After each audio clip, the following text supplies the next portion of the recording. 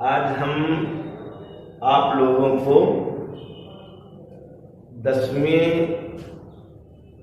का जो फिजिक्स का प्रकाश वाला जो पार्ट है, लेसन है, उसी में परावर्तन से संबंधित हम आप लोगों को बताएंगे। जो 10वीं में दिया गया परावर्तन, तो परावर्तन की परिभाषा पूछी जाती है, मुख्य फोकस पूछा जाता है, उत्तल अवतल दर्पण क्या है, इनमें प्रतिबिंबों का बनना क्या है, दर्पण सूत्र, वक्रता त्रिज्या फोकस, दूरी में संबंध, ये चीजें पूछी जाती हैं। तो हम प्रयास ये कर रहे हैं कि पहले इनकी परिभाषाएं जो परावर्तन है उसको हम बताएं। तो बोर्ड पर आप लोग देखेंगे कि ये परावर्तन जो है, तो परावर्तन के लिए परिभाषा होती है कि जब प्रकाश की किरण किसी चिकनी तल पर आपतित होती है तो वो वापस उसी माध्यम में लौट जाती है। तो प्रकाश की इस घटना को परावर्तन कहते हैं। प्रकाश की इस घटना को परावर्तन कहा जाता है। Any light of radius focused upon a smooth surface, then he returns same medium. This phenomenon is known as reflection. तो ये आपका परावर्तन कहलाता है। ये जो है आपकी आपतित किरण है, आपतित किरण, ये परावर्तित किरण,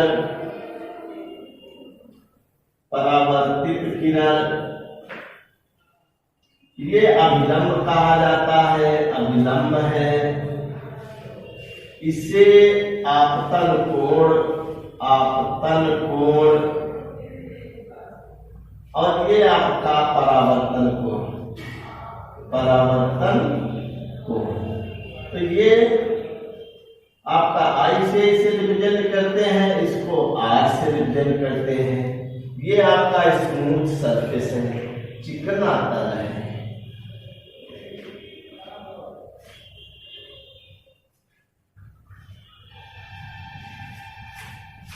तो इस प्रकार से ये चीजें आपको पढ़नी है, इनको याद भी करनी है। ये वाली ये चीजें जब आप लोग एक बार प्रयास करेंगे तो समझ में आ जाएगा कि ये क्या है ना। इनको आप लोग समझें, इस रूप में दे रखा है। तो नंबर 1 हम देखते हैं कि परावर्तन की परिभाषा। तो परावर्तन की परिभाषा आप लोगों ने याद कर ली। कहा जाता है कि जब कोई किरण किसी चिकने तल पर पड़ती है तो वो वापस उसी माध्यम में लौट जाती है, तो इस घटना को प्रकाश का परावर्तन कहते हैं। परिभाषा आपको याद करनी चाहिए। और इसके नियम क्या है? नियम, तो पहला नियम तो बहुत सरल है। पहला कहा जाता है कि आपतित किरण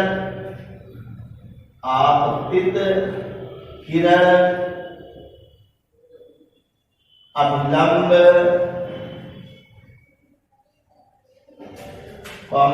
व परावर्तित किरण।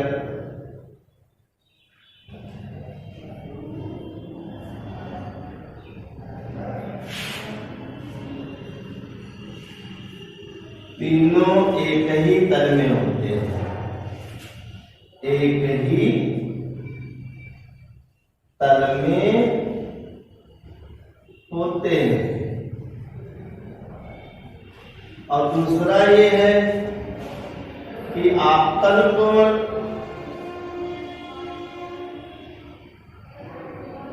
व परावर्तन कोण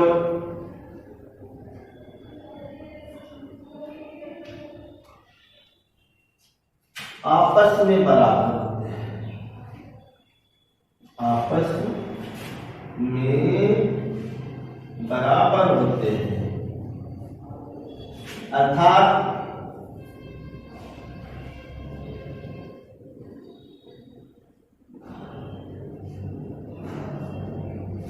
आपतन कोण बराबर परावर्तन कोण।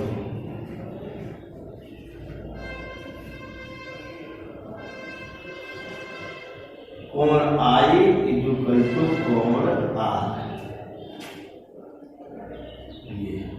तो ये आपका परावर्तन के नियम है।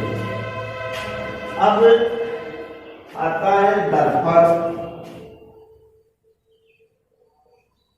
दर्पण जिसको मिरर बोलते हैं, ये दर्पण आपका हुआ।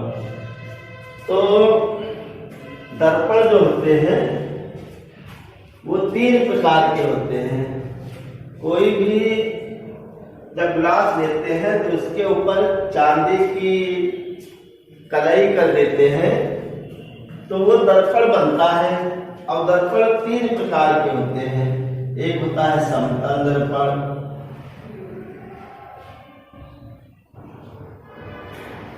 दूसरा होता है उत्तल दर्पण,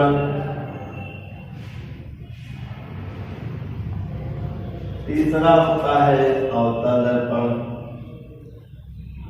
अवतल दर्पण इसको प्लेनो मिरर कहते हैं, इसको कॉन्वेक्स मिरर कहते हैं, इसको कॉन्केव मिरर कहते हैं। तो ये आपके दर्पण हुए।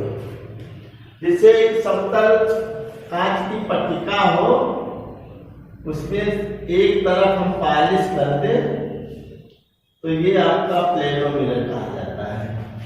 इसमें ऐसे पॉलिश कर दें ऐसे, तो ये एक तरफ पॉलिश करते बिल्कुल ऐसे, तो ये आपका प्लेनो मिरर हुआ।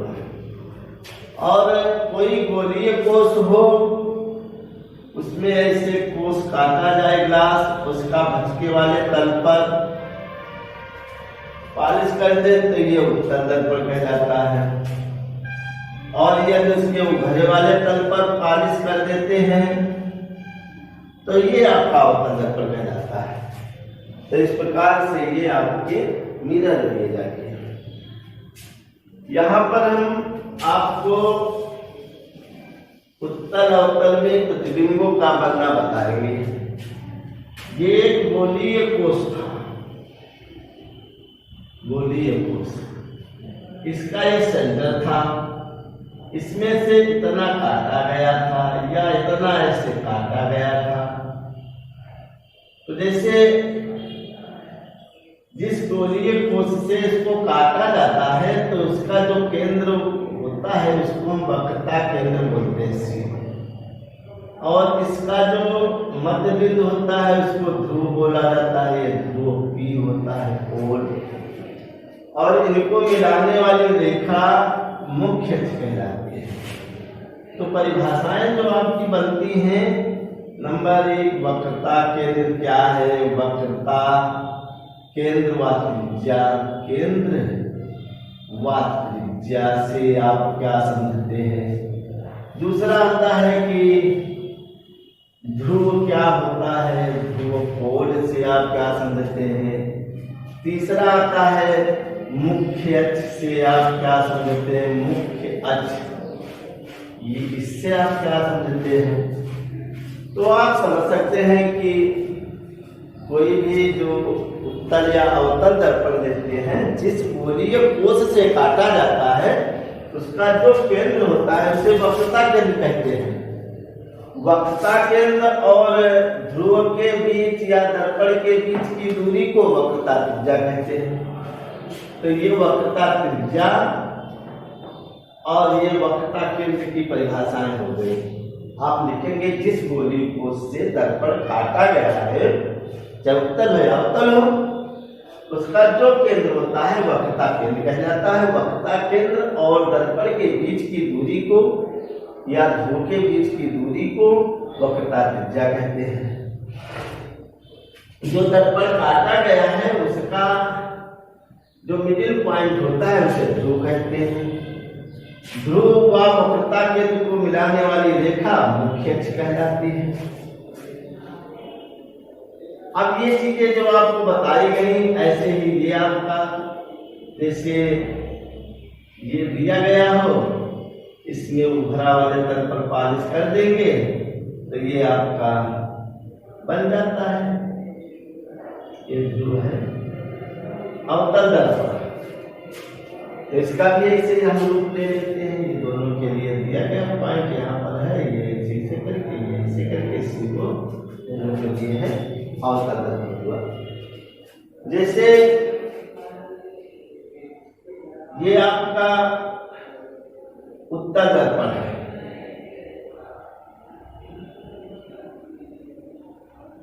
ये अवतल दर्पण है। जिस गोली को से काटा गया वो ये सी है, इसका मिडिल पॉइंट पी है, ये आपका सी है, इसका मिडिल पॉइंट पी है। इनको मिलाने वाली रेखा मुख्य अक्ष कहलाती है। बार बार शब्दों का प्रयोग करते हैं, आप भी समझने का प्रयास करेंगे किस प्रकार से ये मुख्य अक्ष। अब इनमें किरणों का चलना समझाया जाता है। किरण जो ध्रुव पर जिस एंगल से आती है उसी जितना कोण इसका आपतन कोण होता है उतने ही कोण से वो रिफ्लेक्ट होकर निकल जाती है। इसमें आपको यहाँ पर जो बताया गया है कि किरणें कैसे चलती हैं, तो ये किरणों वाला है, जैसे यहाँ पर जिस एंगल से आती हैं, और इस पर कहीं पर भी अगर हम अविलंब खींचना चाहें इस कर्वेचर पर, इस वक्र पर, तो उस बिंदु को सी से मिला देते हैं, वो आपका अविलंब कहलाता है। इसे कोई पॉइंट हम ये लें एम है, अब इसको सी से इसे मिला दें तो ये आपका एम एन ये अविलंब हुआ है। कोई भी पॉइंट सी से इसे ले लेते हैं, जैसे ये सी है, इस पर इसे लेंगे तो ये आपका अविलंब कहलाता है। इस रूप में ये ऐसे होता है। जो वक्रता त्रिज्या है इसके आधे को फोकस दूरी कहते हैं। फोकस क्या है? Focus, focus. फिर हम फोकस दूरी देखेंगे। मुख्य अक्ष के समांतर चलने वाली किरणें, मुख्य अक्ष के समांतर चलने वाली किरणें परावर्तन के बाद जिस बिंदु से आती हुई प्रतीत होती है, जिस बिंदु से आती हुई प्रतीत होती है, परावर्तन के बाद ये ऐसे लौट जाती है, तो इससे आती हुई प्रतीत होती है उत्तर दर्पण में, और जिससे होकर जाती है अवतल दर्पण में फोकस कर जाता है। देखो एक ही लाइन में परिभाषा लिखने का प्रयास कर रहे हैं कि मुख्य अक्ष के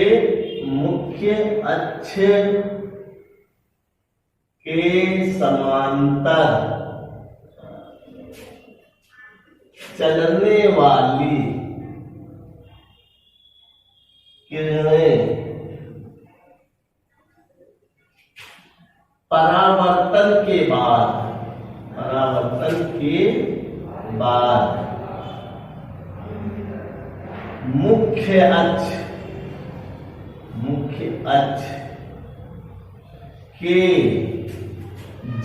के जिस बिंदु से आती हुई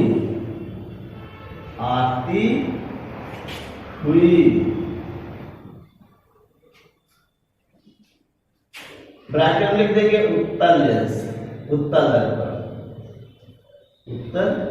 दर्पण।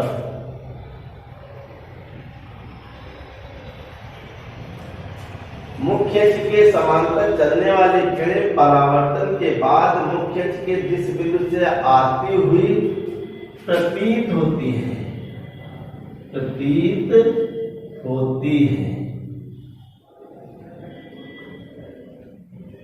और जिससे गुजरती है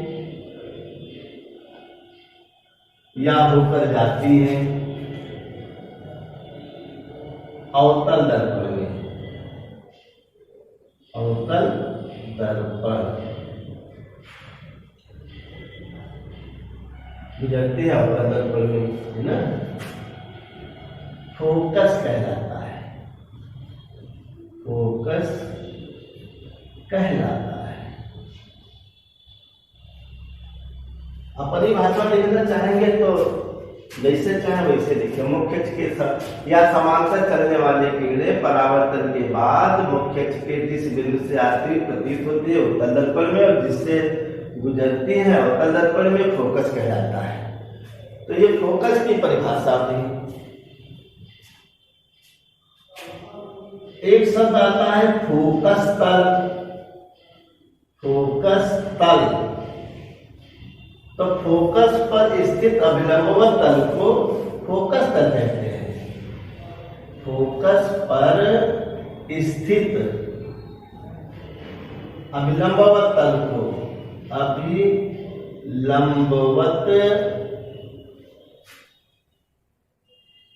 तल को फोकस तल कहते हैं। फोकस तल कहते हैं।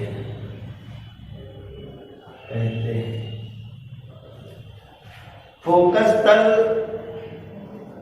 और दर्पण के बीच की दूरी को फोकस दूरी कहते हैं।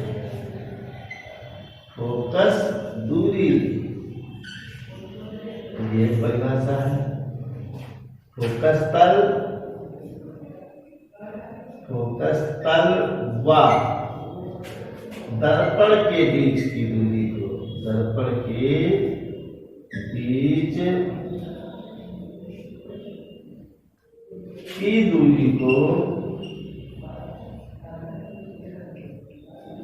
फोकस दूरी कहते हैं।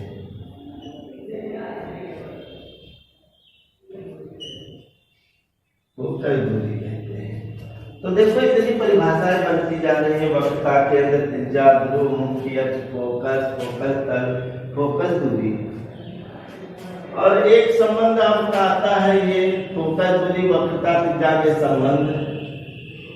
तो फोकस दूरी वक्रता त्रिज्या की आधी होती है। वक्रता त्रिज्या की आधी होती है। इसका नियमन हम बताएंगे, और चाहे में देख लेना, आधी होता है, अर्थात F/R/। तो ये एक संबंध जो है ये भी आपका इसमें लिया जाता है। और इसी से संबंधित एक शब्द और आता है जो आप देखेंगे,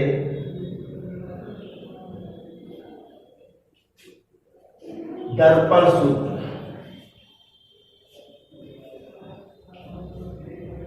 1/B + 1/U = 1/F। जहां B और U और F तीन दिए गए हैं। B दर्पण से प्रतिबिंब की दूरी, U दर्पण से वस्तु की दूरी, और ये दर्पण की फोकस दूरी है। उत्तल अवतल दर्पण होते हैं, उनकी फोकस दूरी होती है। तो ये चीजें यहाँ पर दी गई हैं। कोई भी दर्पण दिया गया हो, जैसे ये आपका एक दर्पण है अवतल दर्पण, इसमें जो ध्रुव होता है उसको फंडामेंटल पॉइंट, मूल बिंदु मानते हैं। जैसे कोऑर्डिनेट में आपको पढ़ाया जाता है, ये इधर जब चलते हैं तो ये प्लस में होता है, इधर चलते हैं तो माइनस में होता है, ऊपर चलते हैं तो प्लस में होता है, नीचे से जाते हैं तो माइनस में होता है। बस यही परिपाटी से हम इनमें मान रखते हैं। इधर वस्तु रखी है तो का मान माइनस, अगर इधर रखेंगे तो वैसे बनेगी, या इसमें उधर बनता है तो हम उसको प्लस में रखते हैं, इधर बनता है तो माइनस में रखते हैं। तो ये चीजें यहाँ पर इतनी हमने आपको बताई। अब इसके आगे प्रतिबिंबों का बनना जो है वो अभी हम बता रहे हैं। तो हम पहले नंबर में अवतल दर्पण में प्रतिबिंबों का बनना बताएंगे, है ना। तो अवतल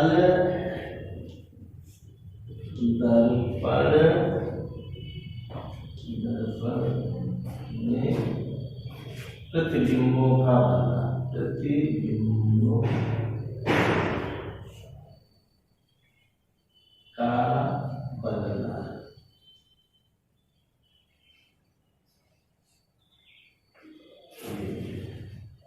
इनकी जो स्थितियां हैं वो आप देखेंगे, नंबर 3 पर देखेंगे।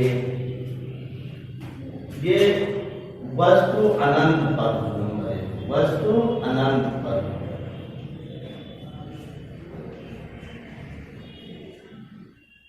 जब वस्तु अनंत पर होती है तो उसका प्रतिबिंब जैसे दूर दिया गया हो, ये आपका अवतल दर्पण है, ये और ये मुख्य अक्ष है, ये P है, ये C है।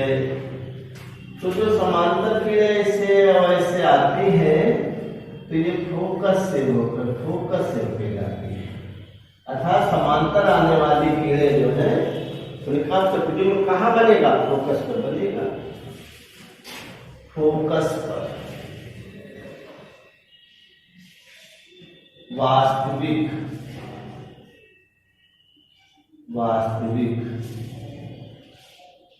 ये फोकस पर और वास्तविक बनता है, इस रूप में होता है। और इसके बाद में वस्तु अनंत व वक्रता केंद्र के बीच में हो, वक्रता केंद्र के मध्य कहीं पर हो, इसीलिए आपका अवतल दर्पण है, ये इसका ध्रुव है, ये C है, इनको मिलाने वाली रेखा ये आपकी दी है। यहाँ पर कोई वस्तु हमने A और B ले ली तो समांतर चलने वाली किरणें फोकस से होके जाती हैं, इससे होकर ऐसे जाती हैं। और जो फोकस से होके जाते हैं, फोकस से होकर ऐसे जाते हैं, वो समांतर ऐसे होकर जाते हैं, समांतर ऐसे जहाँ पर कट कर देती है वहीं पर इनका प्रतिबिंब A डैश B डैश होता है। तो ये किरण ऐसे गई और ये किरण ऐसे गई, ये प्रतिबिंब बना। वास्तविक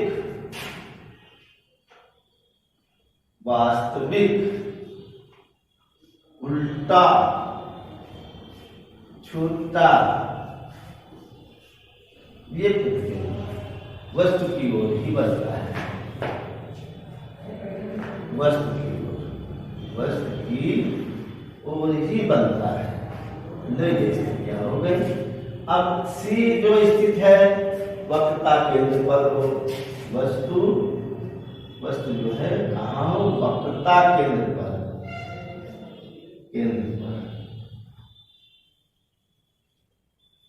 वक्रता केंद्र पर। ये अवतल दर्पण है आपका, ये अवतल दर्पण दिया गया, ये B है, ये C है, ये F है। ये किरण ऐसे मैंने इस पे वस्तु बना दी है A B। जो समांतर किरणें से चलती हैं वो फोकस से होकर जाती हैं, और जो फोकस से होकर ऐसे जाएंगी तो ऐसे समांतर हो जाएंगी, समांतर हो जाएंगी।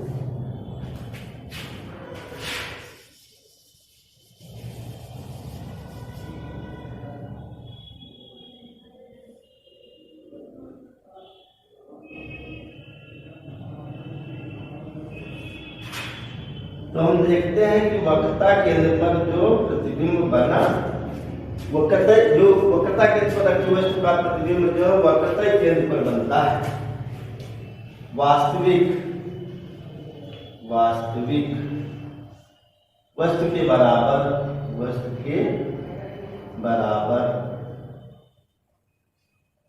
उल्टा, इस प्रकार से ये आपका प्रतिबिंब बन के तैयार हुआ। अब इसकी जो आती है D,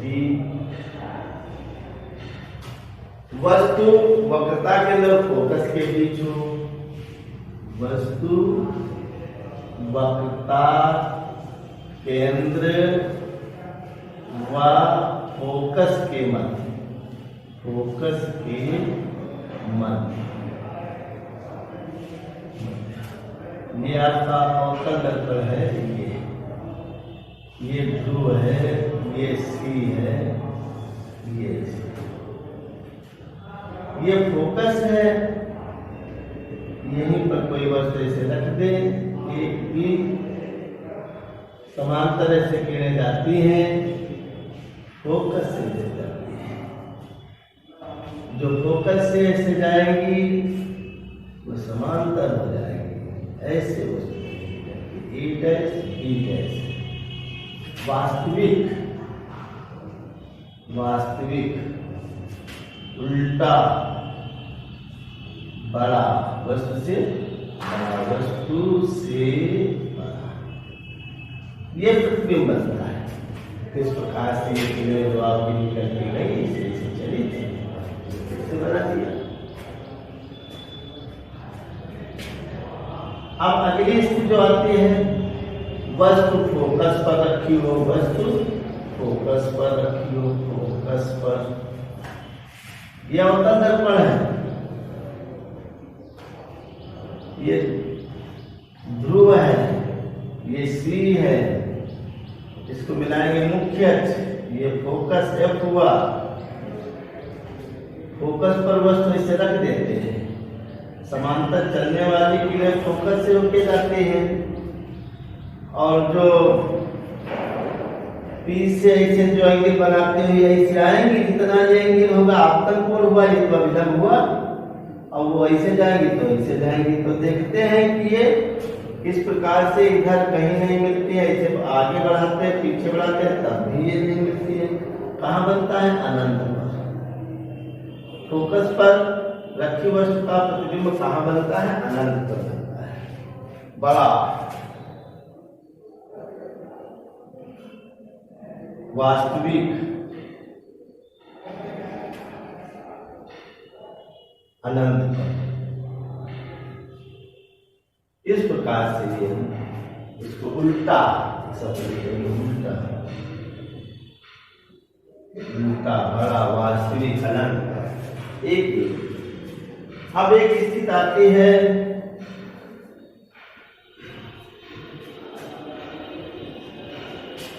जब वस्तु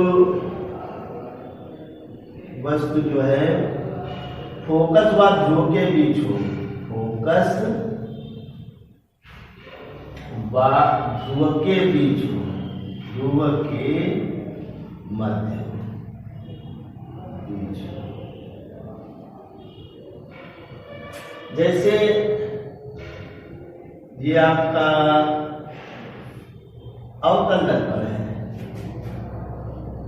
ये मुख्य अक्ष, ये सी है, ये एफ है, ये उसके मध्य ये एफ है और ध्रुव के बीच। तो समांतर चलने वाली किरणें फोकस से होकर ऐसे जाती हैं, और जो ध्रुव से ऐसे जिस कोण पर आपकी होती है वो कोण पर ऐसे जाएंगी, ऐसे निकल जाएंगी। तो हम देखते हैं कि ये आगे बढ़ाने पर दोनों फैलती हुई जाती है, इसलिए इनका प्रतिबिंब जो है इधर नहीं बनेगा। इनको आगे ऐसे ऐसे बढ़ाई देते हैं, ऐसे ऐसे इनको ऐसे ऐसे बढ़ाई देते हैं। जहां पर ये कट करती हैं तो वहीं पर ये इनका बड़ा ये प्रतिबिंब है, जो किरणों को पीछे बढ़ाने पर बनता है, इसलिए आभासी प्रतिबिंब हुआ, बड़ा हुआ, सीधा है और दूसरी तरफ बना। तो एक ऐसी ही स्थिति आती है जब वस्तु का सीधा प्रतिबिंब बनता है, जब फोकस और ये स्थिति इंपॉर्टेंट है।